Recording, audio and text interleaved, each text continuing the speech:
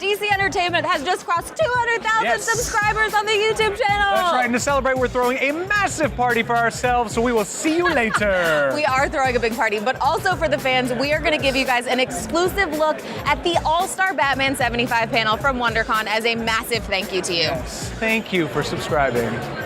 First up, we have a gentleman who is arguably an icon like Batman in his own right. He was the illustrator of some of the most memorable Batman stories we have published, including All-Star Batman and Robin and the now legendary Batman Hush. His distinctive art style has influenced an entire generation of comic book artists and fans, and he's now the co-publisher of DC Comics, Mr. Jim Lee. Our next guest is the Senior Vice President of Creative Affairs for Warner Brothers Animation. Among the more recent DC Entertainment projects he has overseen are Young Justice, Green Lantern animated series, the wildly inventive DC Nation shorts, Beware the Batman, and Teen Titans Go. Please welcome Mr. Peter Girardi. Our next guest is a gentleman who is responsible for what I believe to be one of the most popular and influential iterations of Batman during these last 75 years. Beginning in 1992, his interpretation of The Dark Knight spanned 2 decades of Warner Brothers animated TV shows and movies. His amazing credits include Batman the Animated Series, Batman Beyond, Justice League Unlimited. Mr. Bruce Timm. Our next panelist has worked side by side with Mr. Timm during this amazing run, and he is quite simply, for all intents and purposes, the voice of Batman. Please welcome Mr. Kevin Conroy.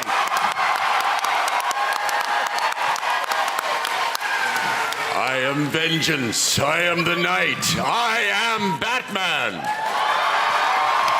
Our next guest once wore a Batman-styled cape and cowl in a movie. He is also a director, screenwriter, actor, author, host of the monthly podcast Fat Man on Batman, and a comic book writer. Please welcome Mr. Kevin Smith.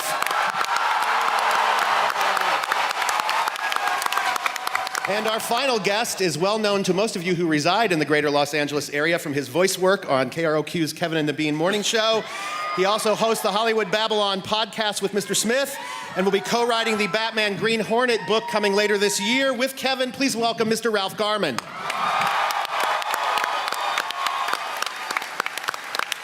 So today, what we're going to try to do in the brief time that's been allotted to us, we have 75 years of Batman history to cover in about 40 minutes. So hang on to your seats. We're going to start off where we were 75 years ago. That is the cover to Detective Comics 27. Last big auction was in 2010. It sold for $1,075,000. So frankly, if you brought one of those with you today, you can come up here and do whatever you want to if you give it to me. And the next slide I want to show you shows a few more of those covers, and you can see that not only is Batman celebrating his anniversary, you'll see the world of Batman is something we all know more intimately than we would probably admit, from his sidekicks like Robin and Batgirl, and especially on the next slide, his villains, which I think in some ways are as indelible as anything that's happened. So let's go to our first general question, because it's the easiest way to start a discussion like this. Who is your favorite Batman villain, panelists, and why? And I'm going to start with Jim Lee. Yes, I'm going to have to go with Catwoman because, yes, she's a criminal.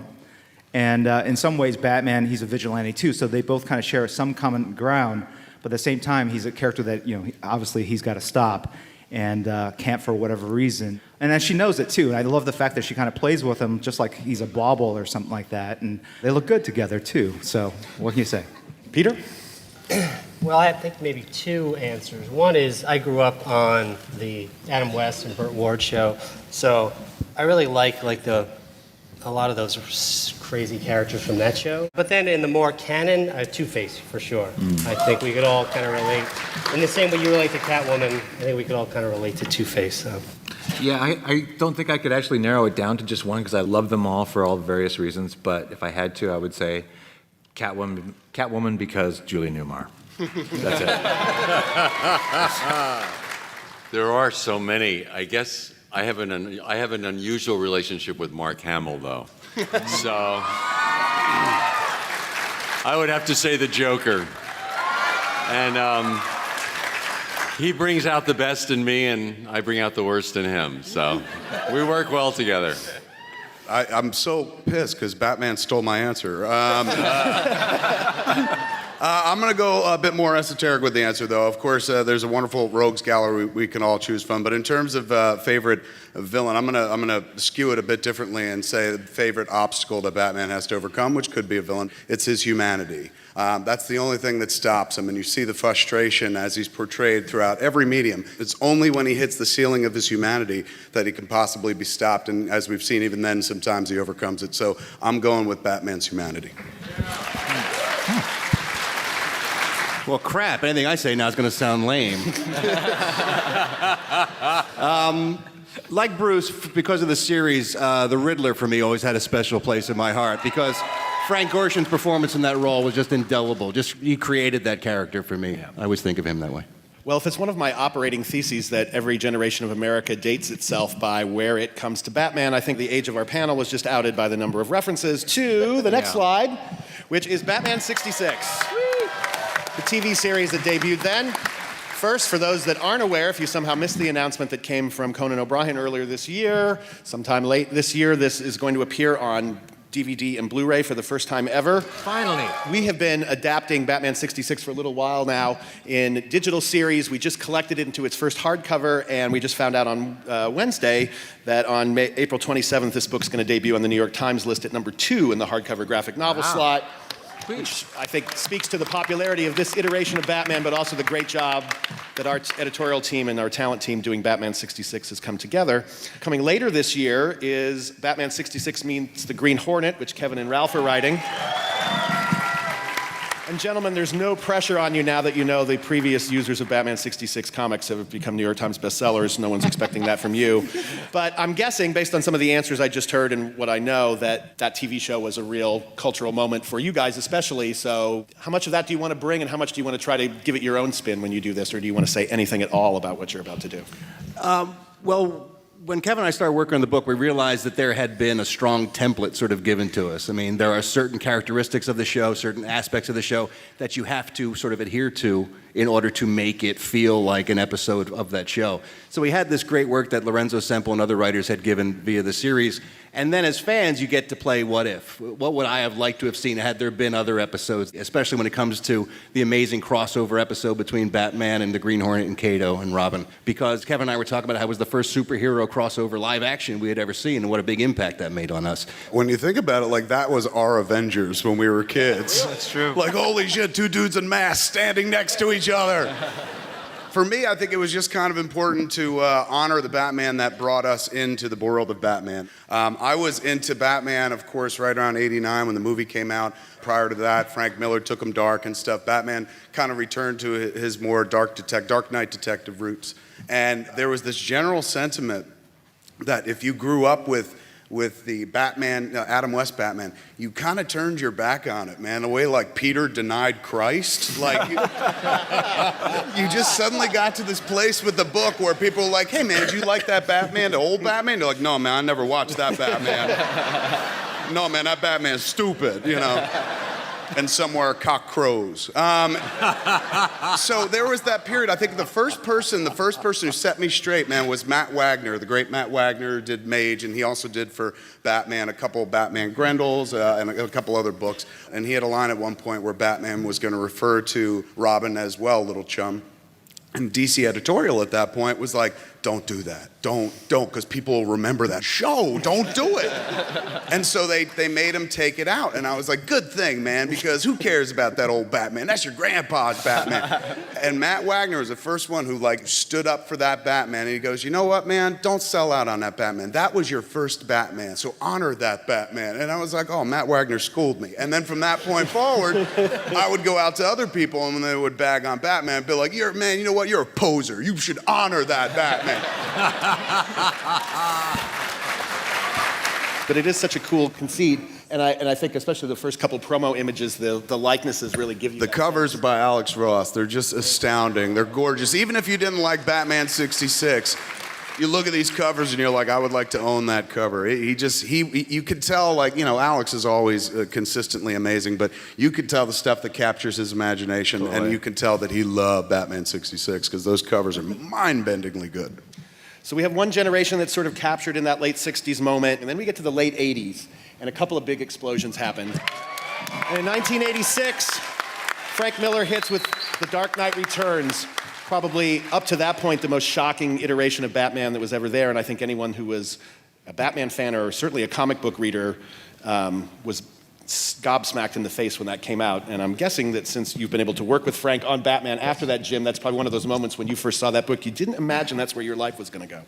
Yeah, I was actually a senior in college when this book came out, and all I remember were those horrible Batman 66 cartoon shows or TV shows going, oh, I can't live with this. This is awful. Like, how am I going to think about a career in comics if that's what I have to live up to? And I was collecting comics. I still had comics mailed to my home, but I was really just unenthusiastically collecting them. And then this came out. It wasn't just that it was hand-colored. It wasn't just the fact that it was on shiny paper in a new format. The level of sophistication to the storytelling, the narrative, the political themes, the social themes, just blew me away. And then there's this scene where Batman, he's like 70, 75 years old, and he's naked and he's taking a shower.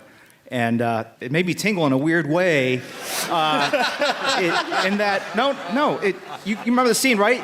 He had his mustache and he realizes he shaved it off. Like, oh snap. Like, it was the force of Batman. He thought he could drop the cowl, but it was deep inside him. And it was just very powerful, mythical, and it really got me inspired, that scene in particular, to get into comics. And so I put my first portfolio together in '87, got work shortly thereafter. So it was a life changer.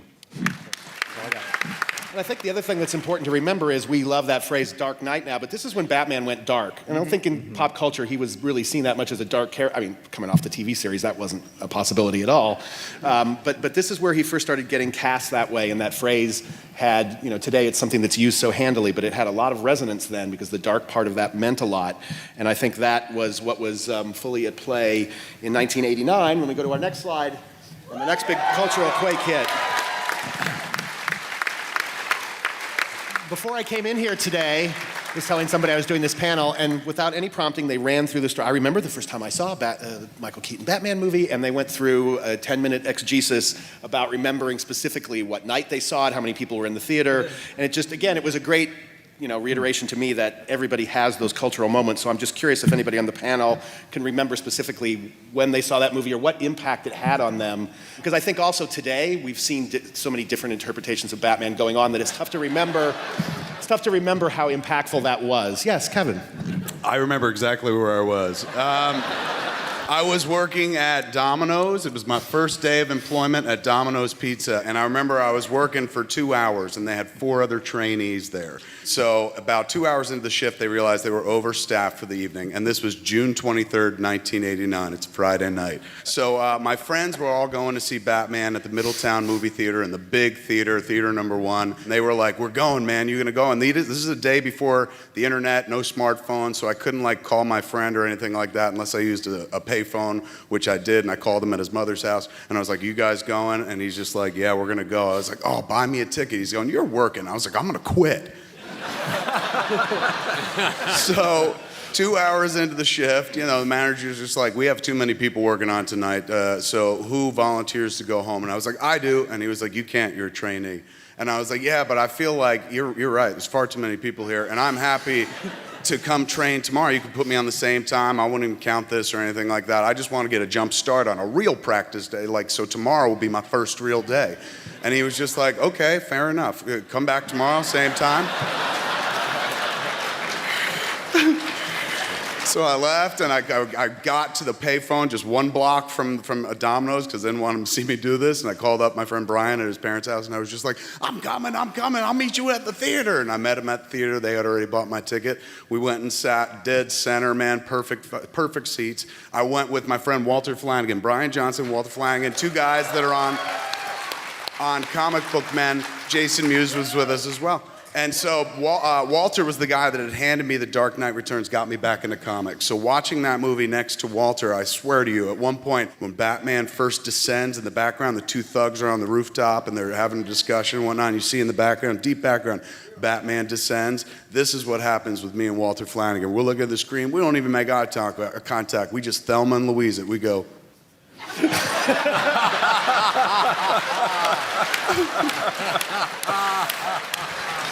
I remember that one because my then wife was very pregnant with our soon-to-be son. And if we go to the next slide, this was this was my now 20-something-year-old son's Batman.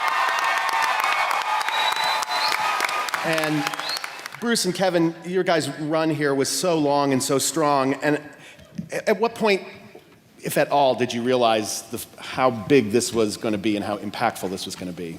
Well, you know, it's really weird because it was a different world back then. There was so fewer entertainment options because it was before the internet and before, video games really took off and stuff.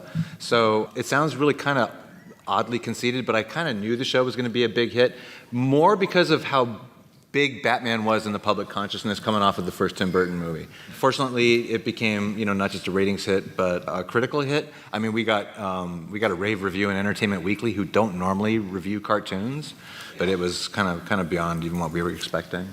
I didn't have a clue. It was the first animated show I auditioned for. Yeah. The first one, the first role. Talk about getting the brass ring. Yeah.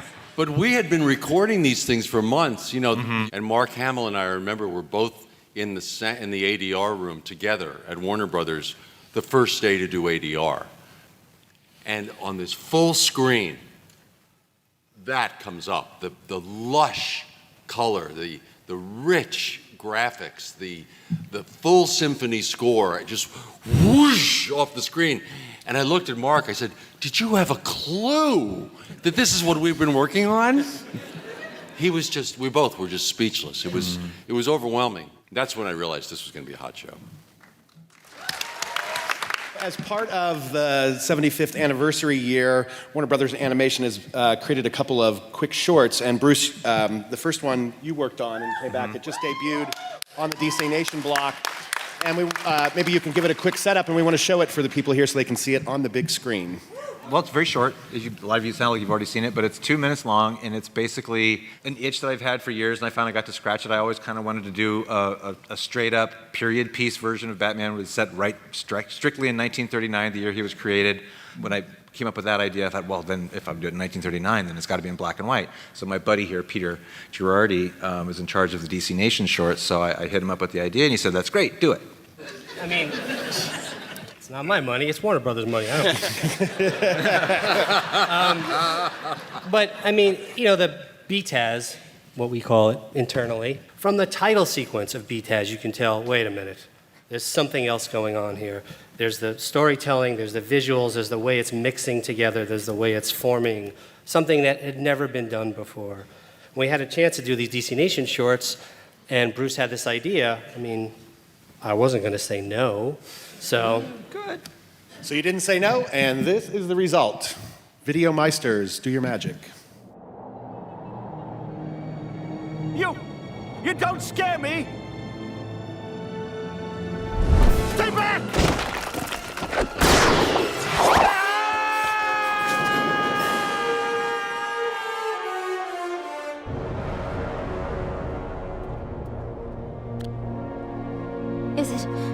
Is it over?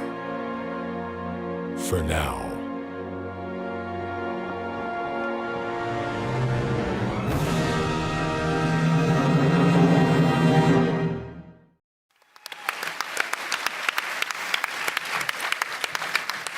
All right, we're going to stay in the animation world and jump ahead to 1999. Batman Beyond appears in another iteration that I think just defied everybody and challenged everybody's conceptions. And I'm curious, Bruce, where did that, do you remember where this idea came from? I can tell you exactly. We were meeting with Jamie Kellner, who was the president of the Warner Brothers Network at the time. We had just started doing what we call the revamped Batman episodes. It was the New Adventures of Batman. He was very complimentary on the new show. He really liked it a lot. He said, but we kind of want to do something a little different with Batman. And I went, uh-huh. And he said, yeah, I'm thinking teenage Batman. And I just kind of went, holy crap, really? And I think also at the time, I think Buffy was like the WB's huge breakout hit at the time. So I think he was trying to Buffy-ize Batman. So at first, it was just kind of God, I don't even want to do this. This is going to be horrible. But then I was out in the parking lot talking with Paul Dini after the meeting. And I said, yeah, it's just, I don't know, this just seems so commercial and so not what we do. And then I said, but if Bruce Wayne got really, really old and he couldn't be Batman anymore, so this takes place in the future, and then he has to bring in like this kid to be the new Batman, the old warrior passing the torch onto the new guy and teaching him all his tricks. I thought, that might be something. And then the more we started talking about it, it just kind of grew. And then I mentioned it to Glenn Marikami, who was one of my co-producers on Batman, and I mentioned the idea to him, and the minute I said futuristic Batman, he said, that sounds great, let's do it. And so at that point, it was just kind of like, okay, yeah, I guess this maybe it won't suck. So does that mean, Kevin, that you get the call going, can you do an old Bruce Wayne voice? Did you have to practice an old voice? They wanted me to do a really old Bruce Wayne, so I had to get him real gravelly. So again, as part of Batman 75, we have another clip, and Peter, maybe you can talk about this one for a moment. Yeah, I mean, once we decided to do the earliest animated kind of version of Batman that we had done with Bruce, of course, the next thing that Bruce and I talked about was, well, we should do a new Batman Beyond short to go with the early first Strange Days Batman. So we called Darwin Cook. Bruce did. Bruce and Darwin got back together. It was like getting the old band back together. And they came up with a great take, and I think you're going to see it now.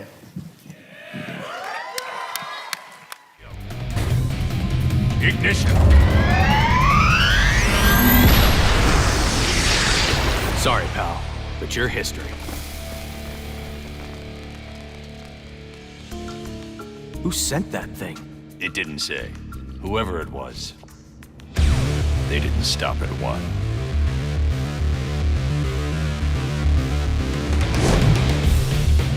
Seven against two. Pretty bad odds. For them. Yeah! Batman Beyond fighting BTAS Batman. So here we are in 2002, and DC Comics publishes Batman Hush by Jeff Loeb, drawn by Jim Lee. Did you understand what was going on when you and Jeff were creating this? Did you have any idea how transformative this was going to be?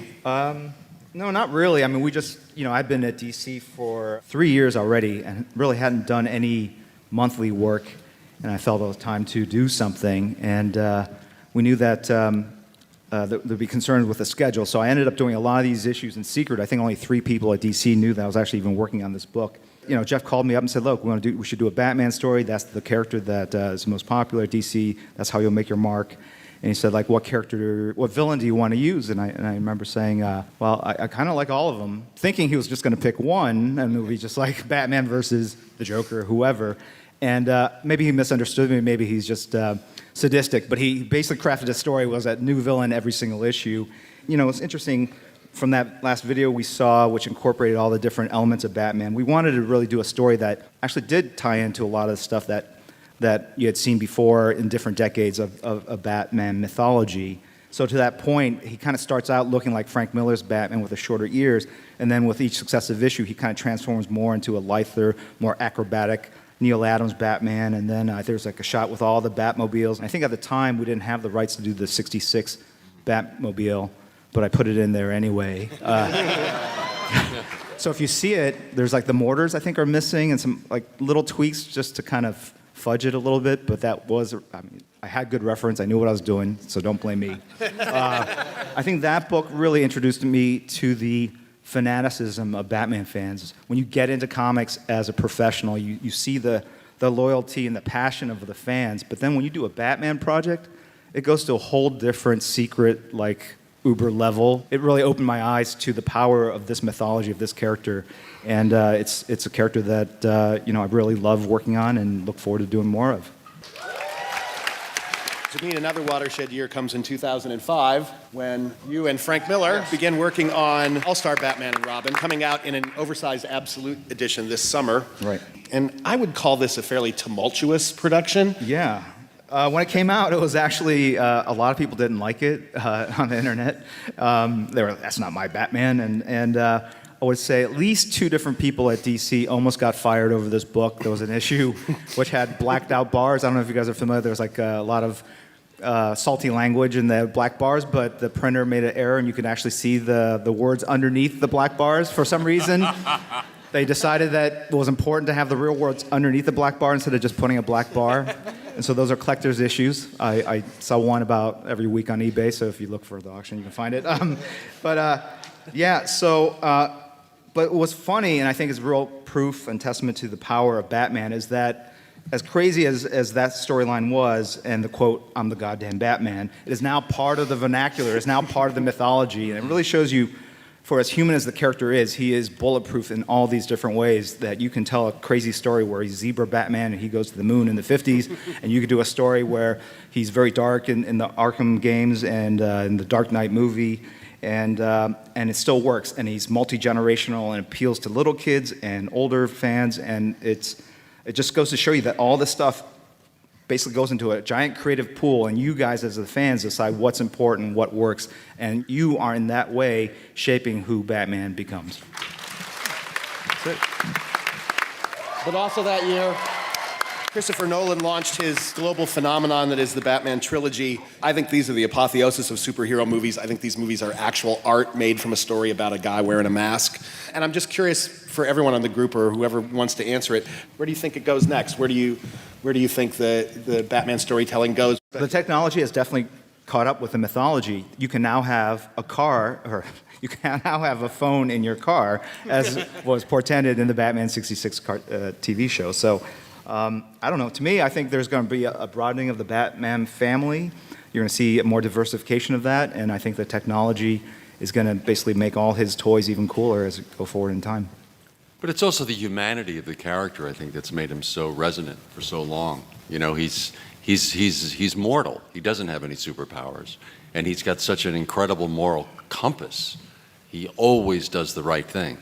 That's what's made him last so many years.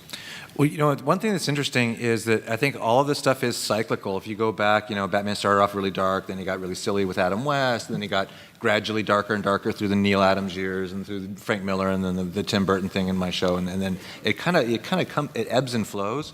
I was meeting with our boss Sam Register, and he said, what do you think we should do next with Batman? Just picking my brain, and I said, well, I think we've kind of done like this dark, serious Batman for 10, 15 years now. I think we need to go back the opposite way and embrace the childlike, aspects of the character that people like when they were really little. So that's how they ended up doing, Batman Brave and the Bold, which I think is just as valid a show in its own weird way as any of the stuff we do. So I'm really curious to see what they're going to do with the movies now. I mean, it's like, I'm actually really looking forward to seeing Ben Affleck play Batman because I think it's going to be a completely different take on the character.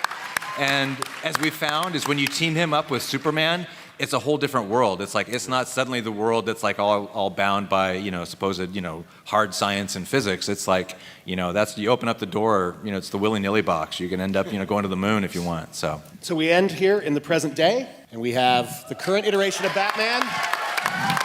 This is the #1 monthly comic book in America. It has been since it launched almost 3 years ago. Every collected edition becomes a #1 New York Times bestseller in hardcover and in paperback. He's never probably ever been stronger critically and commercially in comic form. Coming this fall, we will be putting out a book and mask set based on the 3rd volume in their trilogy. It's an actual Joker mask mirroring his shaved off face that you can put on and wear and do God knows what with when you do that. So you have that, and then the newest world that Batman has conquered.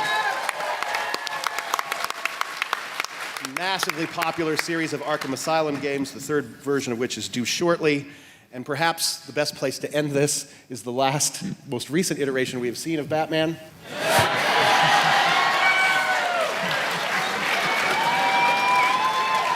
Thank you, Adam Phillips in the back of the room. My panelists, I thank you so much for probably one of the best hours I've ever spent working at DC Entertainment. I'd love to do it again. Thanks all of you for coming today. Thank you so much. It's Batman's 75th anniversary, so we are going to be celebrating all year long because that's what you do for an anniversary, right? True. Well, we've got exclusive news, insider tidbits, and updates for you all year long. Yeah, so you guys should subscribe right now because you don't want to miss that right now. It's true.